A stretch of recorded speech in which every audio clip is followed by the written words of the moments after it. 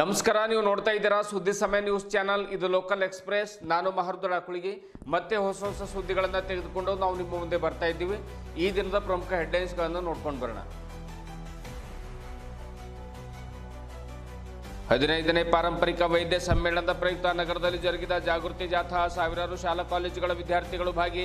ಗುಂಪಾದಿಂದ ನೆಹರು ಮೈದಾನದವರೆಗೆ ಜರುಗಿದ ಜಾಥಾ. ಸರ್ವ ರೋಗಗಳಿಗೂ ಆಯುರ್ವೇದವೇ ಮದ್ದು. ಪೂಜ್ಯ ಶಿವಕುಮಾರ ಸ್ವಾಮಿಗಳು. ಈ ವರ್ಷದ ರಾಜ್ಯ ಸರ್ಕಾರದ ಬಜೆಟ್ನಲ್ಲಿ ಲಿಂಗತ್ವ ಅಲ್ಪಸಂಖ್ಯಾತರಿಗಾಗಿ 200 ಕೋಟಿ ಮೀಸಲಿಡಬೇಕು. ಸುದ್ದಿಗೋಷ್ಠಿಯಲ್ಲಿ ಭೀಮ್ ಸರ್ಕಾರಕ್ಕೆ ಮನವಿ. ಇದೀಗ ಕೇವಲ ಅವರಿಗೆ 30,000 ನೀಡುತ್ತಿರುವುದು ಯಾವುದಕ್ಕೂ ಸಾಕಾಗುವುದಿಲ್ಲ. ಮಹೇಶ್ ಪಾಟೀಲ್.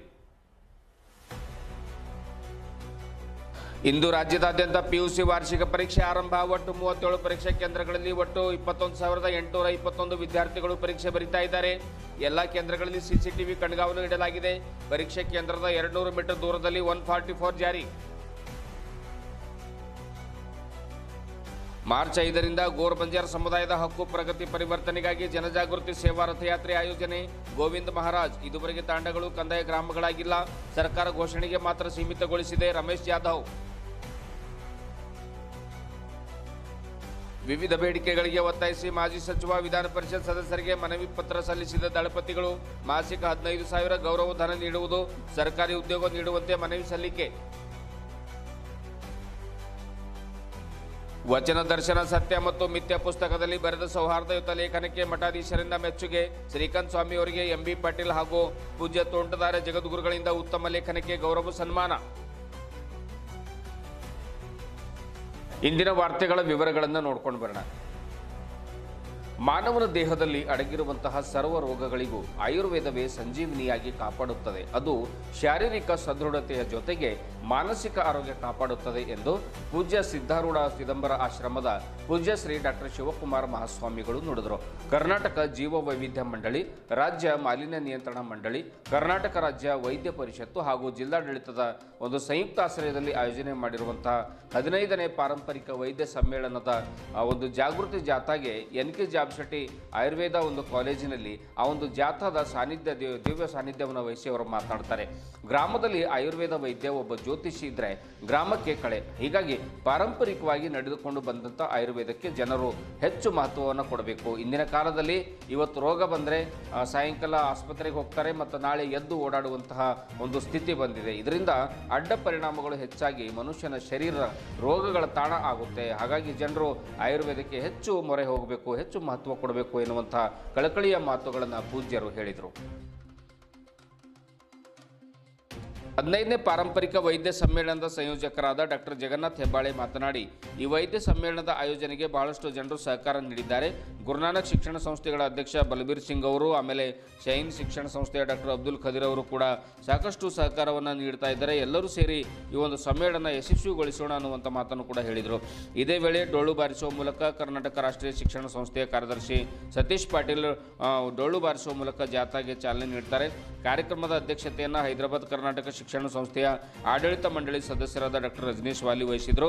ಕಾರ್ಯಕ್ರಮದಲ್ಲಿ ಎನ್.ಕೆ. ಜಾಬಶೆಟ್ಟಿ ಆಯುರ್ವೇದಿಕ್ ಕಾಲೇಜಿನ ಪ್ರಾಚಾರ್ಯರಾಗಿರುವಂಥ ಡಾಕ್ಟರ್ ಚಂದ್ರಕಾಂತ್ ಹಳ್ಳಿ, ಕರ್ನಾಟಕ ಫಾರ್ಮಸಿ ಕಾಲೇಜಿನ ಪ್ರಾಚಾರ್ಯರಾದ ಪ್ರೊಫೆಸರ್ ಕಾಶಿನಾಥ್ ನೌಬಾದೆ, ತೋಟಗಾರಿಕಾ ಮಹಾವಿದ್ಯಾಲಯದ dean doctor S V. Patil, Guru Nanak ಪದವಿ ಮಹಾವಿದ್ಯಾಲಯದ ಪ್ರಾಚಾರ್ಯರಾಗಿರುವಂಥ doctor Shyamala V Datta, Devidas Tumakunte, Pratibha Chama, Prabhushetty Mulige, doctor Vidya Patil, doctor Sanjukumar Jumma, ಆಮೇಲೆ Kalyanrao Chalakapure, doctor Rajkumar Hebbale, doctor Sanjukumar Tandale, Nijalingappa Tagare, S B. Kochubal, Shivasharanappa Ganeshpur, doctor Sunita Kudlikar ಸೇರಿದಂತೆ ಇನ್ನಿತರರು ಉಪಸ್ಥಿತರಿದ್ದರು. ಜಾಥಾದಲ್ಲಿ ಬೀದರ್ ಆಯುರ್ವೇದಿಕ್ ಕಾಲೇಜು, ಪಶುವೈದ್ಯಕೀಯ ಕಾಲೇಜು ವಿದ್ಯಾರ್ಥಿಗಳು, ಸಿಬ್ಬಂದಿಗಳು, ಪಾರಂಪರಿಕ ವೈದ್ಯ ಪರಿಷತ್ತು, ಕಲ್ಯಾಣ ಕರ್ನಾಟಕ ಪಾರಂಪರಿಕ ವೈದ್ಯ ಪರಿಷತ್ತು, ಕರ್ನಾಟಕ ಜನಪದ ಪರಿಷತ್ತಿನ ಪದಾಧಿಕಾರಿಗಳು ಸೇರಿದಂತೆ ವಿವಿಧ ಸಂಘ ಸಂಸ್ಥೆಗಳ ಪ್ರಮುಖರು ಉಪಸ್ಥಿತರಿದ್ದರು.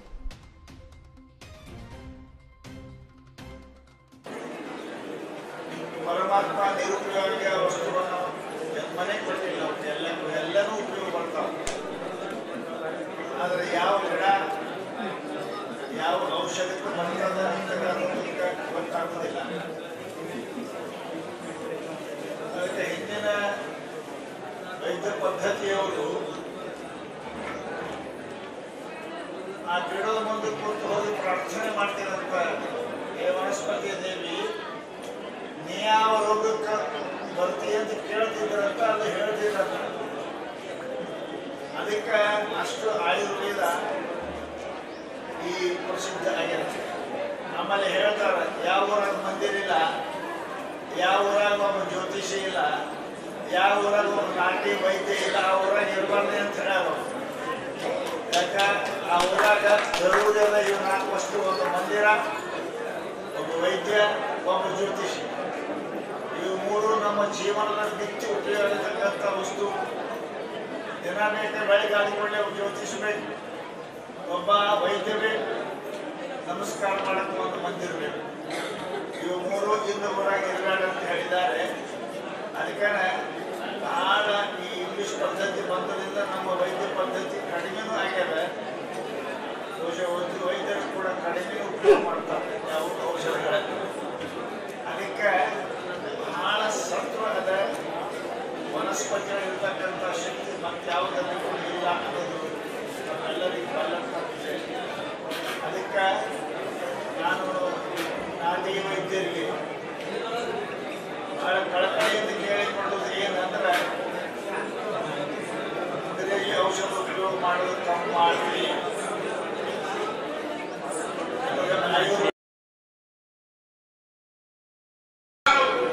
ಆಮೇಲೆ ಡಾಕ್ಟರ್ ಅಬ್ದುಲ್ ಖದೀರ್ ಅವರು, ಜೊತೆಯಲ್ಲಿ ಬಲಬೀರ್ ಸಿಂಗ್ ಅವರು ಸಾಕಷ್ಟು ಇದಕ್ಕೆ ಸಹಯೋಗವನ್ನು, ಆಮೇಲೆ ಸಿದ್ದಾರೂಢ ಮಠದ ಅಪ್ಪಾಜಿಯವರ ಶ್ರೀರಕ್ಷೆ ಇದಕ್ಕೆ ಈ ಸಂಬಳ ನಿಂತಿದೆ. ಹೀಗೆ ಅನೇಕ ಶಿಕ್ಷಣ ಸಂಸ್ಥೆಗಳು, ಸಂಘ ಸಂಸ್ಥೆಗಳು ಈ ಪಾರಂಪರಿಕ ಸಮ್ಮೇಳನದೊಳಗೆ ಕೈ ಜೋಡಿಸಿವೆ, ಆಶೀರ್ವಾದವನ್ನು ಮಾಡಿವೆ ಅಂತ ಬಹಳ ಸಂತೋಷದಿಂದ ಹೇಳ್ತೇನೆ. ಆಮೇಲೆ ಸುಮಾರು 1,500 ಪಾರಂಪರಿಕ ವೈದ್ಯರು ಬೇರೆ ಬೇರೆ ಜಿಲ್ಲೆಯಿಂದ ಭಾಗಿಗಳಾಗ್ತಾ ಇದ್ದಾರೆ. ನಾಳೆ ಫಂಕ್ಷನ್ ಹಾಲ್ನಲ್ಲಿ ಮುಂಜಾನೆ 11 ಗಂಟೆಗೆ ಸನ್ಮಾನ್ಯ ಈಶ್ವರ ಖಂಡ್ರೆ ಸಾಹೇಬರು ಇದಕ್ಕೆ ಚಾಲನೆಯನ್ನು ಕೊಡ್ತಾರೆ ಸಮ್ಮೇಳನಕ್ಕೆ. ಅದಾದ ನಂತರ ಮಧ್ಯಾಹ್ನ, ಅಂದ್ರೆ ನಾಳೆ ಮಧ್ಯಾಹ್ನ 2 ಗಂಟೆಯಿಂದ ರಂಗಮಂದಿರದಲ್ಲಿ ಸುಮಾರು 2.5 ದಿವಸ ಹೇಗೆ ಟೆಕ್ನಿಕಲ್ ಸೆಷನ್, ಅಂದ್ರೆ ತಾಂತ್ರಿಕ ಗೋಷ್ಠಿಗಳಾಗಿದೆ. 2025-26ನೇ ಸಾಲಿನ ಬಜೆಟ್ನಲ್ಲಿ ಲಿಂಗತ್ವ ಅಲ್ಪಸಂಖ್ಯಾತರ ಅಭಿವೃದ್ಧಿಗಾಗಿ ಹಣ ಮೀಸಲಿಡಬೇಕೆಂದು ಲಿಂಗತ್ವ ಮತ್ತು ಲೈಂಗಿಕ ಬಹುತ್ವಕ್ಕಾಗಿ ಚಳವಳಿ ಸದಸ್ಯರಾಗಿರತಕ್ಕಂಥ ಭೀಮ್ ಅವರು ಹೇಳಿದರು. ನಗರದ ಜಿಲ್ಲಾ ಪತ್ರಿಕಾ ಭವನದಲ್ಲಿ ಕರೆದಿರುವಂತಹ ಸುದ್ದಿಗೋಷ್ಠಿಯನ್ನು ಉದ್ದೇಶಿಸಿ ಮಾತನಾಡಿರುವಂತಹ ಅವರು, ಆಡಳಿತದಲ್ಲಿರುವ ಕಾಂಗ್ರೆಸ್ ಪಕ್ಷ ರಾಜ್ಯದಲ್ಲಿ ಅಧಿಕಾರಕ್ಕೆ ಬರುವ ಮುನ್ನ ತಮ್ಮ ಪ್ರಣಾಳಿಕೆಯಲ್ಲಿ ಲಿಂಗತ್ವ ಮತ್ತು ಲೈಂಗಿಕ ಅಲ್ಪಸಂಖ್ಯಾತರ ಅಭಿವೃದ್ಧಿಗಾಗಿ ವಾರ್ಷಿಕ ₹200 ಕೋಟಿ ಮೀಸಲಿಡುವುದಾಗಿ ತಿಳಿಸಿದೆ. ಆದರೆ ಅದನ್ನು ಇನ್ನೂ ಕೂಡ ಜಾರಿಗೆ ತಂದಿಲ್ಲ. ಲಿಂಗತ್ವ ಅಲ್ಪಸಂಖ್ಯಾತ ಅಭಿವೃದ್ಧಿ ನಿಗಮ ಸ್ಥಾಪಿಸುವುದಾಗಿ ಹೇಳಿತ್ತು, ಆದರೆ ಅದು ಕೂಡ ಸಹ ಇಲ್ಲಿಯವರೆಗೆ ಸ್ಥಾಪಿಸಲಿಲ್ಲ ಎಂದು ಹೇಳಿದರು. ಲಿಂಗತ್ವ ಅಲ್ಪಸಂಖ್ಯಾತರಿಗೆ ವಸತಿ ಸೌಲಭ್ಯ ನೀಡಬೇಕು, ನಮ್ಮ ಸಮುದಾಯದವರಿಗೆ ವಸತಿಗಾಗಿ ಪ್ರತ್ಯೇಕವಾದ ಯೋಜನೆ ರೂಪಿಸಬೇಕು, ಉದ್ಯಮಶೀಲತೆಯಲ್ಲಿ ತೊಡಗಿಸಿಕೊಳ್ಳಿಕ್ಕೆ ಯೋಜನೆಯನ್ನು ರೂಪಿಸಬೇಕು ಎನ್ನುವಂತಹ ಅನೇಕ ಬೇಡಿಕೆಗಳನ್ನು ಅವರು ಸುದ್ದಿಗೋಷ್ಠಿಯಲ್ಲಿ ಹೇಳಿದರು. ಎಲ್ಲ ಸೌಲಭ್ಯಕ್ಕಾಗಿ ಪ್ರತಿ ಲಿಂಗತ್ವ ಅಲ್ಪಸಂಖ್ಯಾತ ವ್ಯಕ್ತಿಗೆ ₹2 ಲಕ್ಷ ಆರ್ಥಿಕ ನೆರವು ನೀಡಲು ಬಜೆಟ್ ಮೀಸಲಿಡಬೇಕು. ಉಚಿತ ಲಿಂಗ ಪರಿವರ್ತನೆ ಶಸ್ತ್ರಚಿಕಿತ್ಸೆ ಅಂದರೆ ಸೆಕ್ಸ್ ರೀಅಸೆಸ್ಮೆಂಟ್ ಸರ್ಜರಿ ಮತ್ತು ಶಸ್ತ್ರಚಿಕಿತ್ಸೆಯ ನಂತರ 6 ತಿಂಗಳ ಆರೈಕೆ ಬೆಂಬಲ ನೀಡಲು ಬಜೆಟ್ ಮೀಸಲಿಡಬೇಕು. 1% ಮೀಸಲಾತಿಯಲ್ಲಿ ಉದ್ಯೋಗವನ್ನು ಪಡೆಯಲು ಸರ್ಕಾರವು ಲಿಂಗತ್ವ ಅಲ್ಪಸಂಖ್ಯಾತರಿಗೆ ತರಬೇತಿ ಮತ್ತು ಕೋಚಿಂಗ್ ನೀಡಲು ಬಜೆಟ್ ಮೀಸಲಿಡಬೇಕು ಎಂದು ಒತ್ತಾಯ ಮಾಡಿದರು. ಈ ಕುರಿತು ಮಾತನಾಡಿರುವಂತಹ ಮುಖಂಡರಾದ ಮಹೇಶ್ ಪಾಟೀಲ್ ಅವರು, ಕೇವಲ ₹30,000 ಮಾತ್ರ ಸರ್ಕಾರ ಲೈಂಗಿಕ ಅಲ್ಪಸಂಖ್ಯಾತರಿಗೆ ಸದ್ಯ ನೀಡ್ತಾ ಇದೆ. ಆದರೆ ಅದು ಯಾವುದಕ್ಕೂ ಕೂಡ ಸಾಕಾಗೋದಿಲ್ಲ. ಉದ್ಯೋಗ ಮಾಡಲಿಕ್ಕೂ ಸಾಕಾಗೋದಿಲ್ಲ, ಬದುಕು ಸಾಗಿಸುವುದಕ್ಕೂ ಸಾಕಾಗೋದಿಲ್ಲ. ಕನಿಷ್ಠ ಮೂಲಭೂತ ಸೌಕರ್ಯಗಳು ಹಾಗೂ ಅವರ ಬದುಕಿಗಾಗಿ ವಾರ್ಷಿಕ 2 ಲಕ್ಷ ಅನುದಾನ ನೀಡಬೇಕು. ಈ ಬಾರಿಯ ಬಜೆಟ್ನಲ್ಲಿ 200 ಕೋಟಿ ಹಣ ಮೀಸಲಿಡಬೇಕೆಂದು ತಿಳಿಸಿದರು. ಇದೇ ವೇಳೆ ದುರ್ಗಾ, ರೋಶ್ನಿ ಸುದ್ದಿಗೋಷ್ಠಿಯಲ್ಲಿ ಹಾಜರಿದ್ದರು.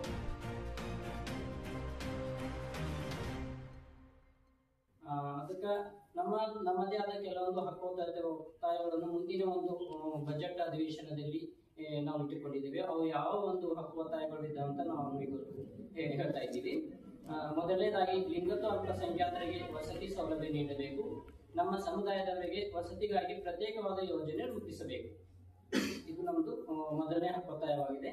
ಎರಡನೇದಾಗಿ ಲಿಂಗತ್ವ ಅಲ್ಪಸಂಖ್ಯಾತರು ಉದ್ಯಮಶೀಲತೆಯಲ್ಲಿ ತೊಡಗಿಸಿಕೊಳ್ಳಲು ಯೋಜನೆ ರೂಪಿಸಬೇಕು. ಇದಕ್ಕಾಗಿ ಪ್ರತಿ ಲಿಂಗತ್ವ ಅಲ್ಪಸಂಖ್ಯಾತರ ವ್ಯಕ್ತಿಗೆ ₹2 ಲಕ್ಷ ಆರ್ಥಿಕ ನೆರವು ನೀಡಲು ಬಜೆಟ್ ಮೀಸಲಿಡಬೇಕು. ಮೂರನೇದು, ಉಚಿತ ಲಿಂಗ ಪರಿವರ್ತನೆ ಶಸ್ತ್ರಚಿಕಿತ್ಸೆ ಸೆಕ್ಸ್ ರೀಅಸೈನ್ಮೆಂಟ್ ಸರ್ಜರಿ ಮತ್ತು ಶಸ್ತ್ರಚಿಕಿತ್ಸೆ ನಂತರ 6 ತಿಂಗಳ ಆರೈಕೆ ಬೆಂಬಲ ನೀಡಲು ಬಜೆಟ್ ಮೀಸಲಿಡಬೇಕು. ನಾಲ್ಕನೇದಾಗಿ 1% ಮೀಸಲಾತಿಯಲ್ಲಿ ಉದ್ಯೋಗವನ್ನು ಪಡೆಯಲು ಸರ್ಕಾರವು ಲಿಂಗತ್ವ ಅಲ್ಪಸಂಖ್ಯಾತರಿಗೆ ತರಬೇತಿ ಮತ್ತು ಕೋಚಿಂಗ್ ನೀಡಲು ಬಜೆಟ್ ಮೀಸಲಿಡಬೇಕು. 5ನೇದಾಗಿ ಲಿಂಗತ್ವ ಮತ್ತು ಲೈಂಗಿಕ ಅಲ್ಪಸಂಖ್ಯಾತರ ಸರ್ವತೋಮುಖ ಅಭಿವೃದ್ಧಿಗಾಗಿ ವಾರ್ಷಿಕ ರೂಪಾಯಿ 200 ಕೋಟಿಯನ್ನು ಮೀಸಲಿಡಬೇಕು. ಇದಕ್ಕಾಗಿ ಪ್ರತ್ಯೇಕವಾಗಿ ನಿಯಮವನ್ನು ಸ್ಥಾಪಿಸಬೇಕು. ಈ ರೀತಿ ಒಂದು 5 ಒತ್ತಾಯಗಳನ್ನು ನಾವು ಮುಂದಿನ ಬರುವ ಒಂದು ಬಜೆಟ್ನಲ್ಲಿ ಸರ್ಕಾರ ನಮ್ಮನ್ನು ಗಮನದಲ್ಲಿಟ್ಟುಕೊಂಡು ಬಜೆಟ್ ಮಂಡನೆ ಮಾಡಬೇಕಂತ ನಾವು ಇವತ್ತಿನ ಒಂದು ಪತ್ರಿಕಾಗೋಷ್ಠಿಯ ಮೂಲಕ ನಾವು ಹೇಳ್ತಾ ಇದ್ವಿ. ಮತ್ತೊಂದು ವಿಶೇಷ ಏನಂತಂದ್ರೆ ಸರ್ಕಾರ ರಚನೆ ಆಗೋಕ್ಕಿಂತ ಮುಂಚೆನೆ ಒಂದು ಪ್ರಣಾಳಿಕೆ ಏನಿರುತ್ತದೆ, ಲಿಂಗತ್ವ ಅಲ್ಪಸಂಖ್ಯಾತರ ಒಂದು ಅಭಿವೃದ್ಧಿ ಮಂಡಳಿಯನ್ನು ರಚನೆ ಮಾಡಿ ಚಟುವಟಿಕೆ ನಡೆಸಕ್ಕೆ ಈಗ 30,000 ರೂಪಾಯಿ ಕೊಡ್ತಾರೆ ಒಬ್ಬ ಟ್ರಾನ್ಸ್ಜೆಂಡರ್ಗೆ. ಆದ್ರೆ ಆ 30,000 ರೂಪಾಯಿ ಎದಕ್ಕೂ ಸಾಕ್ತಾ ಇಲ್ಲ. ಹಾಗಾಗಿ ಒಬ್ಬ ಟ್ರಾನ್ಸ್ಜೆಂಡರ್ ಯಾರೆಲ್ಲ ಉದ್ಯೋಗ ಮಾಡ್ತೀನಿ ಅಂತಾರೆ 30,000 ಅಂದ್ರೆ ಎಷ್ಟು ದಿವಸ ಕೊಡ್ತಾರ? ಒಂದೇ ಸಾರಿ ಕೊಡ್ತಾರೆ 30,000 ಅಷ್ಟೇ. ಹಂಗಾಗಿ ಅದು ಏನಂತ 30,000 ರೂಪಾಯಿ ಏನೂ ಆಗ್ತಾ ಇಲ್ಲ. ಹಂಗಾಗಿ ನಾವೇಳ್ತೀವಿ ಪ್ರತಿಯೊಬ್ಬ ವ್ಯಕ್ತಿಗೆ 2 ಲಕ್ಷ ರೂಪಾಯಿ ಆತರ ಏನಾದ್ರು ನೀವು ಸಹಾಯಧನ ಕೊಟ್ರೆ ಅದು ಏನಾದ್ರೂ ಒಂದು ಬಿಸ್ನೆಸ್ ಮಾಡ್ಲಿಕ್ಕೆ ಅನುಕೂಲ ಆಗುತ್ತೆ. ಈಗೆಲ್ಲ ಗೊತ್ತಿರೋ ಹಾಗೆ ಹಣ 30,000 ರೂಪಾಯಿ ಅದಕ್ಕೂ ಸಾಲ್ತಾನೆ ಇಲ್ಲ. ಅದು ಒಂದು ಬೇಡಿಕೆ ನಮಗೆ ಈಡೇರಿಸಬೇಕಂತ ನಾವು ಕೇಳ್ತಾ ಇದೀವಿ. ಮತ್ತೆ ವಸತಿದು ನಮ್ಮ ಪ್ರತ್ಯೇಕವಾದಂತ ಯಾವುದೂ ಇಲ್ಲ. ವಸತಿಗಾಗಿ ಸುಮಾರು 10 ವರ್ಷದಿಂದ ನಾವು ಹೋರಾಟ ಮಾಡ್ತಾ ಇದ್ದೀವಿ. ಈಗ ಬೀದರಲ್ಲಿ ಕೂಡ ನಾವು ಸಾಕಷ್ಟು ಹೋರಾಟ ಮಾಡಿ ನಮ್ಮ ಕೊಟ್ಟರು ಕೂಡ ಈ ದಪ್ಪ ಚರ್ಮ ಸರ್ಕಾರಗಳು ಯಾರೇ ಅಂತ ಇಲ್ಲ. ಹಂಗಾಗಿ ಮನೆಗಳು ನಮಗೆ ಬಹಳ, ಯಾಕಂದ್ರೆ ಟ್ರಾನ್ಸ್ಜೆಂಡರ್ ಸಮುದಾಯದ ಮನೆಗಳು ತುಂಬಾ ಅವಶ್ಯಕತೆ. ಈಗ ಎಷ್ಟೋ ಅಪಾರ್ಟ್ಮೆಂಟ್ ಕಟ್ಟಿದ್ದಾರೆ, ಅದು ಅಲಾಟ್ಮೆಂಟ್ ಕೂಡ ಇನ್ನೂ ಮಾಡ್ತಾ ಇಲ್ಲ. ನಮ್ಮ ಟ್ರಾನ್ಸ್ಜೆಂಡರ್ ಸಮುದಾಯದ ಸುಮಾರು 350 ಜನ ತುಂಬಾ ನಿರ್ಗತಿಕರಿದ್ದಾರೆ, ಅತಿ ಕಡುಬಡವರಿದ್ದಾರೆ. ಭಿಕ್ಷಾಟನೆ ಮತ್ತು ಸೆಕ್ಸ್ ವರ್ಕ್ ಬಿಟ್ಟರೆ ಮತ್ತೆ ಯಾವುದೇ ಕೆಲಸಗಳಿಲ್ಲ. ಹಾಗಾಗಿ ಸರ್ಕಾರ ಈ ಮನೆ ಬಗ್ಗೆ ಜಾಸ್ತಿ ಒತ್ತು ಕೊಡಬೇಕು. ಅದೇ ತರ ಚಟುವಟಿಕೆ. ಇಂದು ರಾಜ್ಯದಾದ್ಯಂತ ಪಿಯುಸಿ ವಾರ್ಷಿಕ ಪರೀಕ್ಷೆ ಆರಂಭವಾಗಿವೆ. ಬೀದರ್ ಜಿಲ್ಲೆಯಾದ್ಯಂತ ಸಕಲ ಸಿದ್ಧತೆಗಳನ್ನು ಮಾಡಿಕೊಳ್ಳಲಾಗಿದೆ. ಬೀದರ್ ಜಿಲ್ಲೆಯಾದ್ಯಂತ ಒಟ್ಟು 37 ಪರೀಕ್ಷಾ ಕೇಂದ್ರಗಳಲ್ಲಿ ಒಟ್ಟು 21,821 ವಿದ್ಯಾರ್ಥಿಗಳು ಪರೀಕ್ಷೆಯನ್ನು ಬರೆಯಲಿದ್ದಾರೆ. 10,769 ವಿದ್ಯಾರ್ಥಿಗಳು ಹಾಗೂ 11,052 ವಿದ್ಯಾರ್ಥಿನಿಯರು ಪರೀಕ್ಷೆಯನ್ನು ಬರೆಯಲಿದ್ದಾರೆ. ಒಟ್ಟು 21,821 ವಿದ್ಯಾರ್ಥಿಗಳು ಬರೀತಾ ಇದ್ದಾರೆ. ಬೀದರ್ನಲ್ಲಿ 15 ಕೇಂದ್ರಗಳು, ಭಾಲ್ಕಿ 5 ಕೇಂದ್ರಗಳು, ಆಮೇಲೆ ಔರಾದ್ನಲ್ಲಿ 3, ಹುಮ್ನಾಬಾದ್ನಲ್ಲಿ 8, ಬಸವ ಕಲ್ಯಾಣದಲ್ಲಿ 6 ಕೇಂದ್ರಗಳಲ್ಲಿ ಅಂದರೆ ಒಟ್ಟು 37 ಕೇಂದ್ರಗಳಲ್ಲಿ ಪಿಯುಸಿ ಪರೀಕ್ಷೆಯನ್ನು ನಡೀತಾ ಇವೆ. ಪರೀಕ್ಷಾ ಕೇಂದ್ರಗಳಲ್ಲಿ CCTV ಕಣ್ಗಾವಲು ಇಡಲಾಗಿದ್ದು ಪರೀಕ್ಷಾ ಕೇಂದ್ರದ 200 ಮೀಟರ್ ಸುತ್ತಲೂ 144 ಅನ್ನು ಜಾರಿ ಮಾಡಲಾಗಿದೆ. ಫ್ರೆಷರ್ಸ್ 20,335, ರಿಪೀಟರ್ಸ್ 1,190, ಪ್ರೈವೇಟ್ 300 ವಿದ್ಯಾರ್ಥಿಗಳು ಪರೀಕ್ಷೆಯನ್ನು ಬರೆಯಲಿದ್ದಾರೆ ಎಂದು ಇಲಾಖೆಯಿಂದ ತಿಳಿದು ಬಂದಿದೆ. ಬೆಳಿಗ್ಗೆ 10 ಗಂಟೆಯಿಂದ ಮಧ್ಯಾಹ್ನ 1 ಗಂಟೆವರೆಗೆ ಈ ಒಂದು ನಡೆಯಲಿರುವಂತಹ ಪಿಯುಸಿ ಪರೀಕ್ಷೆಗೆ 1 ಗಂಟೆ ಮುಂಚಿತವಾಗಿಯೇ ಪರೀಕ್ಷೆಯ ಕೇಂದ್ರದಂಥ ವಿದ್ಯಾರ್ಥಿಗಳು ಬರ್ತಾ ಇರುವಂತಹ, ಹೆಜ್ಜೆ ಹಾಕ್ತಾ ಇರುವಂತಹ ದೃಶ್ಯ ಇವತ್ತು ಬೀದರ್ ನಗರದಲ್ಲಿ ಎಲ್ಲೆಡೆ ಕಂಡುಬಂತು. ಮಾರ್ಚ್ 1ರಿಂದ 20ರವರೆಗೆ ಈ ಪಿಯುಸಿ ಪರೀಕ್ಷೆಗಳು ನಡೀತಾ ಇವೆ. ವಿದ್ಯಾರ್ಥಿಗಳು ಬಹಳ ಮನಸ್ಸನ್ನು ಹಗುರವಾಗಿ ಮಾಡಿಕೊಂಡು ನಿರ್ಭಯದಿಂದ ಪರೀಕ್ಷೆಯನ್ನು ಬರೀಬೇಕು ಎನ್ನುವಂತಹ ನಮ್ಮ ಸುದ್ದಿ ಸಮಯ ಕಳಕಳಿ ಕೂಡ ಆಗಿದೆ. ಯಾವುದೇ ಭಯ ಇಲ್ಲದೆ ಪರೀಕ್ಷೆಯನ್ನು ನೇರವಾಗಿ ಬಹಳ ನಿರ್ಮಲ ಮನಸ್ಸಿನಿಂದ ಬರೀಬೇಕು. ಒಂದು ವೇಳೆ ಪರೀಕ್ಷೆಯಲ್ಲಿ ಪಾಸ್ ಆಗಲಿ ಫೇಲೇ ಆಗಲಿ ಯಾರೂ ಕೂಡ ಒಂದು ಅನಾಹುತಕ್ಕೆ ಒಳಗಾಗಬಾರ್ದು ಅನ್ನುವಂತಹ ಮುಂಚಿತವಾಗಿಯೇ ನಾವು ಕೂಡ ಸೂಚನೆಯನ್ನು ವಿದ್ಯಾರ್ಥಿ ಮಿತ್ರರಿಗೆ ನಾವು ನೀಡ್ತಾ ಇದ್ದೇವೆ.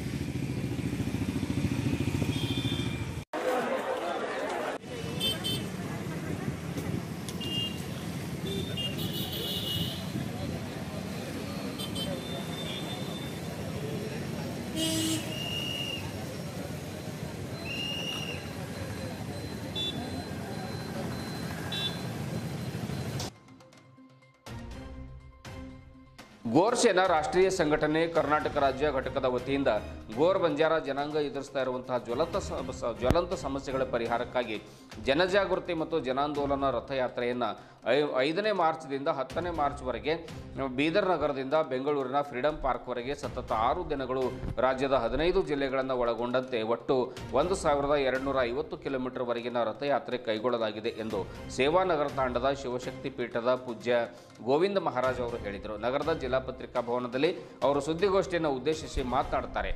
ಕರ್ನಾಟಕ ರಾಜ್ಯದಲ್ಲಿ ಸುಮಾರು 33,500ಕ್ಕಿಂತ ಹೆಚ್ಚು ತಾಂಡಗಳಿದ್ದು ಇಲ್ಲಿವರೆಗೆ ಈ ಎಲ್ಲ ತಾಂಡಗಳ ಜನಸಂಖ್ಯೆ ಕುರಿತಂತೆ ಯಾವುದೇ ವೈಜ್ಞಾನಿಕ ಅಧ್ಯಯನ ಕೂಡ ಆಗಿಲ್ಲ. ಕೇವಲ ತಾಂಡಗಳನ್ನು ಕಂದಾಯ ಗ್ರಾಮ ಮಾಡ್ತೇವೆ ಎಂದು ಸರ್ಕಾರ ಘೋಷಣೆ ಮಾಡಿದೆ.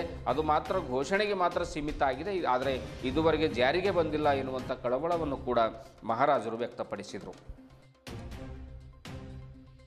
ಗೋರ್ ಬಂಜಾರ ಸಮಾಜ ತಾಂಡಗಳಲ್ಲಿ ತನ್ನದೇ ಆದ ಸಾಂಸ್ಕೃತಿಕ ನಾಯಕತ್ವ ಹೊಂದಿದ್ರೂ ಕೂಡ ದಿನೇ ದಿನೇ ಈ ಸಾಂಸ್ಕೃತಿಕ ನಾಯಕತ್ವ ದುರ್ಬಲವಾಗುತ್ತಿದ್ದು ಮತ್ತು ಈ ನಾಯಕತ್ವವನ್ನು ಗಟ್ಟಿಗೊಳಿಸುವುದು ಸಹ ಅತಿ ಅವಶ್ಯಕವಾಗಿರುತ್ತದೆ ಎಂದು ತಿಳಿಸಿದರು.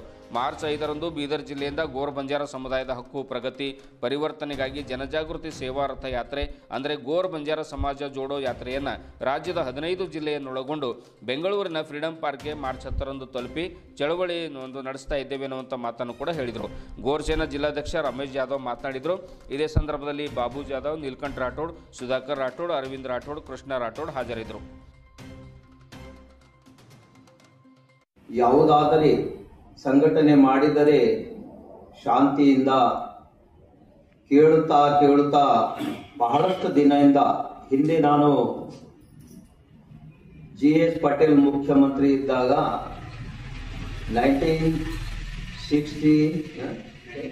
1996ರಲ್ಲಿ ಒಂದು ಒಳ್ಳೆ 40,000 ಜನ ಸೇರಿ ಬೀದರ್ಕೆಲ್ಲ ಬಂಜಾರ ತಾಂಡಗಳಿಗೆ ಕಂದಾಯ ಗ್ರಾಮ ಮಾಡಬೇಕು ಅಂತ ಬೇಡಿಕೆ ಇತ್ತು. ಅದರ ಆ ಸಮಯದಲ್ಲಿ 5 ತಾಂಡಗಳಿಗೆ ಮಾತ್ರ ಕಂದಾಯ ಗ್ರಾಮ ಅಂತ ಘೋಷಿಸಿದ್ರು.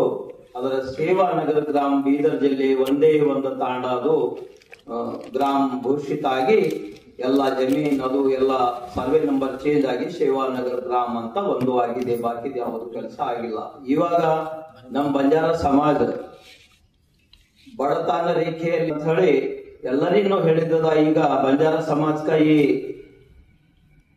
ಯಾವುದು ಹಕ್ಕು ಕರೆಕ್ಟ್ ಆಗಿ ಸಿಗುತ್ತಿಲ್ಲ. ಅದಕ್ಕೆ ಪೂರಾ ಕರ್ನಾಟಕ ಸ್ಟೇಟ್ದಲ್ಲಿ ಇದು ಒಂದು ಸಂಘಟನೆಯ ಮುಖಾಂತರ ಸರ್ಕಾರಕ್ಕೆ ಮನವಿ ಕೊಟ್ಟು ತಾಂಡ ಅಭಿವೃದ್ಧಿ ನಿಗಮ ಸ್ಥಾಪನೆ ಆಗಿದ್ದಾಗ ಹಿಂದೆ ಯಡಿಯೂರಪ್ಪ ಸರ್ಕಾರ ಇದ್ದಾಗ ಎಲ್ಲ ತಾಂಡಗಳಿಗೆ ಕಂದಾಯ ಗ್ರಾಮ ಮಾಡುತ್ತೇವೆ ಅಂತ ಹೇಳಿದ್ರು. ಅದನ್ನೂ ಆಗಿಲ್ಲ. ಗುಡ್ಡಗಾಡು ಪ್ರದೇಶದಲ್ಲಿ ಫಾರೆಸ್ಟ್ ಡಿಪಾರ್ಟ್ಮೆಂಟ್ ಹತ್ತಿರ ಗುಡ್ಡಗಾಡು ಪ್ರದೇಶದಲ್ಲಿ ಬಹಳಷ್ಟು ತಾಂಡಗಳು ಉಳಿದವ. ಅವರಿಗೆ ಇನ್ನು ತಾಂಡಗಳಿಗೆ ಜಮೀನ್ ಸಿಕ್ಕಿಲ್ಲ. ಅದು ಆಕ್ಚುವಲ್ ಆಗಿ ಸರ್ವೆ ನಂಬರ್ ಕಟ್ ಮಾಡಿ ಅವರಿಗೇನು ಏನು ಯೋಗದಾನ ಇಲ್ದಂಗ ಈಗ ಇಲ್ಲೇ ಹುಮನಾಬಾದ್ ತಾಲೂಕದಲ್ಲಿ ಬೀದರ್ ದಕ್ಷಿಣದಲ್ಲಿ ಚಾಂಗ್ಲೇಟ್ ಚೌಕಿ ತಾಂಡ ಅವು ಎಲ್ಲ ಇನ್ನು ಫಾರೆಸ್ಟ್ ಡಿಪಾರ್ಟ್ಮೆಂಟ್ ದಲ್ಲಿ ಬಹಳಷ್ಟು ಕಷ್ಟ ಆಗ್ತಾ ಇದೆ. ಮತ್ತೆ ಯಾವುದು ನಮ್ಮ ಜನರಿಗೆ ಸಹಾಯ ಆಗಬೇಕು, ಇದು ಜನ ಮುಂದೆ ಬರಬೇಕು ಅಂದ್ರ ಸರ್ಕಾರ ಸ್ವಲ್ಪ ಈ ಸಮಾಜಕ್ಕೆ ನೋಡ್ಬೇಕಂತ ಹೇಳಿ ನಾವು ಎಲ್ಲರಿಗೆ ಮನವಿ ಕೊಡ್ತಾ ಇರ್ತೇವಿ. ಆದ್ರೆ ಏನು ಸಿಕ್ಕಿಲ್ಲ. ಅದಕ್ಕಾಗಿ ಒಂದು ಅಷ್ಟೇನು ಗಲಾಟೆಯ ಹೋರಾಟ ಇಲ್ಲ. 15 ಜಿಲ್ಲೆಗಳ ಒಂದು ದಾರಿಯಿಂದ ಸೇವಾ ನ್ಯಾಯಕ್ಕಾಗಿ ಸಮುದಾಯದ ಜಾಗೃತಿಗೊಳಿಸುವ ಉದ್ದೇಶಕ್ಕಾಗಿ ಸೇವಾ ರಥಯಾತ್ರೆಯನ್ನು ನಾವು ಜರುಗಿಸ್ತಾ ಇದ್ದೀವಿ. ಈ ರಥಯಾತ್ರೆ 5ನೇ ತಾರೀಕು ಬೆಳಿಗ್ಗೆ 9 ಗಂಟೆ ಸೇವಾನಗರದಿಂದ ಬೀದರ ಅಂಬೇಡ್ಕರ್ ವೃತ್ತ, ಬಸವೇಶ್ವರ ವೃತ್ತ ಹಾಗೂ ಹೀಗೆ ಗಾಂಧಿಗಂಜಲಿಂದ ಬಗ್ದಲ್ ತಾಂಡ ಮನ್ಯಾಕೇಳಿ ಮುಂದೆ ಹುಮ್ನಾಬಾದ್ವರೆಗೆ ಇದು ನಮ್ಮ ಬೀದರ ಚಾಲನೆ ಇರುತ್ತದೆ. ಮುಂದೆ ಗುಲ್ಬರ್ಗಾದವರು ಇದು ನಮ್ಮ ನೋಡ್ಕೊಳ್ತಾ ಇದ್ದಾರೆ. ಅದಕ್ಕೆ ನಾವು ಈ ರಥಯಾತ್ರೆಯನ್ನು ಯಾಕೆ ಅಂತಂದ್ರೆ ಯಾವ ಉದ್ದೇಶಕ್ಕಾಗಿ ನಾವು ಇಟ್ಕೊಂಡಿದ್ವಿ ಅಂತಂದ್ರೆ ನಮ್ಮ ಇದರಲ್ಲಿ ನಮ್ಮ 5 ಉದ್ದೇಶ ಅಂತ ನಾವು ಇದು ಮಾಡಿದ್ವಿ. ಗೋರ್ ಬಂಜಾರ ಸಮುದಾಯ ಜನ ಹೊಟ್ಟೆಪಾಲಿಗಾಗಿ ಹೊರ ರಾಜ್ಯಗಳಿಗೆ ಗುಳೆ ಹೋಗುತ್ತದೆ. ಇದರಿಂದ ತಮ್ಮ ಮಕ್ಕಳ ಶಿಕ್ಷಣದ ವಂಚಿತರಾಗುತ್ತಿದ್ದಾರೆ. ಎರಡನೇದಾಗಿ ಗೋರ್ ಬಂಜಾರ ಸಮುದಾಯದ ಜನರ ಹೆಚ್ಚಿನ ಸಂಖ್ಯೆಯಲ್ಲಿ ಮೂಢನಂಬಿಕೆಯಲ್ಲಿ ತೊಡಗಿಕೊಂಡು ತನ್ಮೂಲಕ ಆರ್ಥಿಕ ಸಂಕಷ್ಟತೆ ತಮ್ಮನ್ನು ತಾವು ಸಿಲುಕುಕೊಂಡಿದ್ದಾರೆ. ಗೋರ್ ಬಂಜಾರ ಸಮಾಜ ಪೂರ್ವದಲ್ಲಿ ವಧು ದಕ್ಷಿಣೆ ಕೊಟ್ಟಿ ಹೆಣ್ಣು ತಂದುಕೊಳ್ಳುತ್ತಿದ್ದವರು ಈಗ ಕನಿಷ್ಠ ಪದ್ಧತಿಯಾದ ವರದಕ್ಷಿಣೆ ಬಲೆಗೆ ಸಿಲುಕುತ್ತಿದ್ದಾರೆ. ಗೋರ್ ಬಂಜಾರ ಜನರಲ್ಲಿ ಬಡತನ, ಅಜ್ಞಾನ, ಅನಕ್ಷರತೆ ಲಾಭ ಪಡೆಯಲು ಅನೇಕ ಕುತಂತ್ರಿಗಳು ಹವಣಿಸುತ್ತಿದ್ದು ಸಮಾಜದಲ್ಲಿ ಮತಾಂತರಕ್ಕೆ ಕೇಳುತ್ತಿದ್ದಾರೆ. ಗೋರ್ ಬಂಜಾರ ಸಮಾಜದಲ್ಲಿ ಸಂಘಟನೆ ಕಲ್ಪನೆ ರಕ್ತದವಾಗಿದ್ದರೂ ಸಹಘಟನಾತ್ಮಕವಾಗಿ ಸಮಾಜ ಒಂದಾಗುತ್ತಿಲ್ಲ. ಸಮಾಜಕ್ಕೆ ಬಲಿಷ್ಠ ಸಂಘಟನೆಯೊಂದೇ ಅವಶ್ಯಕತೆಯನ್ನು ಮನವೊಲಿಸಬೇಕಾಗಿದೆ. ಮೃತರ ಕುಟುಂಬಕ್ಕೆ ಮಾಸಿಕ ಗೌರವಧನ ಜೊತೆಗೆ ಸರ್ಕಾರಿ ಉದ್ಯೋಗ ಕೊಡುವುದು ಸೇರಿದಂತೆ ಪ್ರಮುಖ ಬೇಡಿಕೆಗಳಿಗೆ ಒತ್ತಾಯಿಸಿ ಮಾಜಿ ಸಚಿವ ರಾಜಶೇಖರ್ ಪಾಟೀಲ್, ವಿಧಾನ ಪರಿಷತ್ ಸದಸ್ಯರಾಗಿರುವಂಥ ಡಾಕ್ಟರ್ ಚಂದ್ರಶೇಖರ್ ಪಾಟೀಲ್, ಭೀಮರಾವ್ ಪಾಟೀಲ್ ಅವರಿಗೆ ಕರ್ನಾಟಕ ಪೊಲೀಸ್ ದಳಪತಿಗಳ ಸಂಘ ಆಗ್ರಹಿಸಿದೆ. ಸಂಘದ ಪದಾಧಿಕಾರಿಗಳ ನಿಯೋಗ ಇತ್ತೀಚೆಗೆ ಭೇಟಿ ನೀಡಿ ಮನವಿ ಪತ್ರ ಕೂಡ ಸಲ್ಲಿಸಿದ್ರು. ಹಲವು ವರ್ಷಗಳಿಂದ ಸಮಾಜ ಪರ ಕೆಲಸ ಮಾಡ್ತಾ ಇರುವಂಥ ದಳಪತಿಗಳ ಬೇಡಿಕೆಗಳ ಕುರಿತು ಸರ್ಕಾರದ ಗಮನಕ್ಕೆ ತಂದು ಈಡೇರಿಸುವಂತೆ ಮನವಿ ಮಾಡಲಾಯಿತು.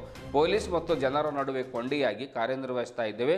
ನಮ್ಮ ಸೇವೆಯನ್ನು ಗುರುತಿಸಿ ಪ್ರೋತ್ಸಾಹಿಸುವ ನಿಟ್ಟಿನಲ್ಲಿ ಮಾಸಿಕವಾಗಿ ಅಂದರೆ ತಿಂಗಳಿಗೆ 15,000 ರೂಪಾಯಿ ಗೌರವಧನವನ್ನು ನೀಡಬೇಕು ಎನ್ನುವಂತಹ ಒಂದು ವಿಷಯವನ್ನು ಆ ಒಂದು ಮನವಿ ಪತ್ರದಲ್ಲಿ ಅವರು ಉಲ್ಲೇಖ ಮಾಡಿದ್ದಾರೆ. ಮತ್ತು ಮಾಜಿ ಸಚಿವರಿಗೆ ಹಾಗೂ ಹಾಲಿ ವಿಧಾನ ಪರಿಷತ್ ಸದಸ್ಯರಿಗೂ ಕೂಡ ದಳಪತಿಗಳ ಸಂಘದ ವತಿಯಿಂದ ಅವರು ಮಾಸಿಕವಾಗಿ ಗೌರವಧನ ನೀಡಬೇಕು ಅನ್ನುವಂಥ ಒಂದು ಆಗ್ರಹ ಕೂಡ ಮಾಡಿದ್ದಾರೆ. ದೇವರಾಜ್ ಅರಸು ಹಾಗೂ ಆರ್ ಗುಂಡೂರಾವ್ ಮುಖ್ಯಮಂತ್ರಿ ಆಗಿದ್ದ ವೇಳೆ ನಮ್ಮನ್ನು ಗ್ರಾಮ ರಕ್ಷಕ ದಳದ ದಳಪತಿ ಎಂದು ಗುರುತಿಸಿ ಗೌರವಧನ ನೀಡುವ ಕುರಿತು ತೀರ್ಮಾನಿಸಲಾಗಿತ್ತು. ಆದರೆ ಅವರಿಗೆ ಇದುವರೆಗೂ ಕೂಡ ಅದು ಜಾರಿಗೆ ಬಂದಿಲ್ಲ. ಕೋರ್ಟ್ ಸಹ ಗೌರವಧನ ನೀಡುವ ಆದೇಶ ನೀಡಲಾಗಿತ್ತು. ಆದರೆ ಇಂದಿನವರೆಗೆ ಜಾರಿ ಆಗಿಲ್ಲ ಅನ್ನುವಂಥ ಕಳವಳವನ್ನು ಕೂಡ ವ್ಯಕ್ತಪಡಿಸಿದರು. ಮನವಿ ಪತ್ರವನ್ನು ಸ್ವೀಕರಿಸಿ ಮಾತನಾಡಿರುವಂಥ ಅವರು ತಮ್ಮ ಬೇಡಿಕೆಗಳ ಕುರಿತು ಗೃಹ ಸಚಿವರಿಗೆ ಹಾಗೂ ಮುಖ್ಯಮಂತ್ರಿಗಳಿಗೆ ಖುದ್ದಾಗಿ ಭೇಟಿ ಮಾಡಿ ಈಡೇರಿಸುವುದಾಗಿ ಭರವಸೆಯನ್ನು ಕೊಟ್ಟರು. ಮತ್ತು ಡಾಕ್ಟರ್ ಚಂದ್ರಶೇಖರ್ ಪಾಟೀಲ್ ಅವರು ಕೂಡ ಭರವಸೆಯನ್ನು ನೀಡಿದರು. ಈ ಸಂದರ್ಭದಲ್ಲಿ ಸಂಘದ ಕಲಬುರಗಿ ಜಿಲ್ಲಾಧ್ಯಕ್ಷ ಎಜಿ ಪಾಟೀಲ್, ಬೀದರ್ ಜಿಲ್ಲಾಧ್ಯಕ್ಷ ಪ್ರಭುರಾವ್ ಹಾಲಳ್ಳಿ, ಶಂಕರ್ ಮಹಾರುದ್ರಪ್ಪ ಮೋಳ್ಕರ್, ವೈಜಿನಾಥ್ ಕುಂಬಾರ್ ಚಿಂಚೋಳಿ, ಕಾಶಪ್ಪ ರಾಜೋಳೆ, PLD ಬ್ಯಾಂಕ್ ಅಧ್ಯಕ್ಷರು ಹುಮ್ನಾಬಾದ್ ಸೇರಿದಂತೆ ಇತರರು ಹಾಜರಿದ್ದರು.